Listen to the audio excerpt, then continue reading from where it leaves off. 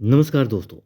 आज एपिसोड की शुरुआत में गिन्नी आरती से पूछती है कि वेद यहाँ क्यों आया है। आरती गिन्नी को बताती है कि वेद उससे बात करने आया है। आरती कहती कि वेद को शक है कि 27 जनवरी को जिस दिन लड़कियों को बेचा गया था गिन्नी कहाँ थी। गिन्नी आरती से कहती है कि वह चिंता न करे और कहती है कि इससे पहले कि वेद कुछ बोले वह उसका मुंह बंद कर देगी। आरती गिन्नी को याद दिलाती है कि वेद उसका पति है। गिन्नी आरती से कहती है कि वह कोई और आदमी ढूंढ सकती है और उसे मज़े करने के लिए कहती है।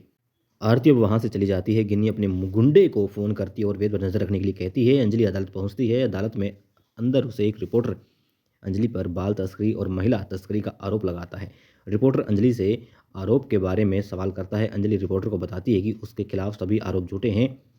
अब अंजलि को रिपोर्टर से बात न करने के लिए पद्मा कहती है, उसे वहाँ से ले जाती है और राघव अंजलि से माफ़ी माँगता है और उसे बताता है कि वह आज उसके खिलाफ केस लड़ेगा। राघव कहता है कि उसे अभय के बारे में अस्पताल में बताया गया था। गिनी अपने गुंडे से बंदूक दिखाकर राघव को चुप रहने का इशारा करती है। बाद में राघव अंजलि से कहता है कि वह उसे दोषी साबित कर देगा। अंजलि राघव के व्यवहार को समझ नहीं पाती। अदालत के अंदर अंजलि जज के सामने अपना पक्ष रखती है और कहती है कि उस पर महिला तस्करी के लिए बीएनएस की धारा 143 के तहत आरोप लगाया गया है। अंजलि जज को बताती है कि 27 जनवरी जिस दिन तस्करी हुई थी वह बस्ती में थी और वह उसे साबित कर सकती है। वह जज से कुछ समय मांगती है। भजन आपत्ति जताता है और जज के सामने अंजलि से बहस करता है। काव्या और युवराज कार्रवाई देखते हैं और उन्हें लगता है कि भजन अंजलि के सामने ज़्यादा देर तक टिक नहीं पाएगा और गिनी देखती है कि बहस के दौरान अंजलि भजन पर हावी हो रही होती है। अब दोस्तों गिनी राघव को संदेश भेजती और कहती कि वह सब कुछ देख रही है और राघव को चेतावनी देती है कि केस वापस ले ले, अन्यथा वह उसे अभय का शव लेने के लिए कब्रिस्तान आने को कहती है। राघव जज से कहता है कि विद्युत को गवाह के तौर पर बुलाना चाहता है। विद्युत आगे आता है और राघव उससे 27 जनवरी की घटना का ब्यौरा देने को कहता है। विद्युत अदालत को बताता है कि उन्हें 27 जनवरी को महिलाओं की बिक्री की सूचना मिली थी, इसलिए उन्होंने हर सड़क पर चौकियां लगा दी थी, पहरा दे दिया था।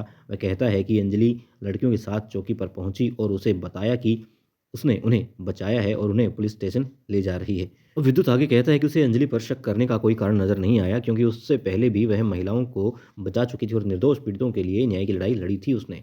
हालांकि अंजलि के चौकी पार करने के बाद उसे सूचना मिली कि लड़कियों को बेच दिया गया है। इसके बाद राघव अंजलि को गवाह के तौर पर बुलाता है।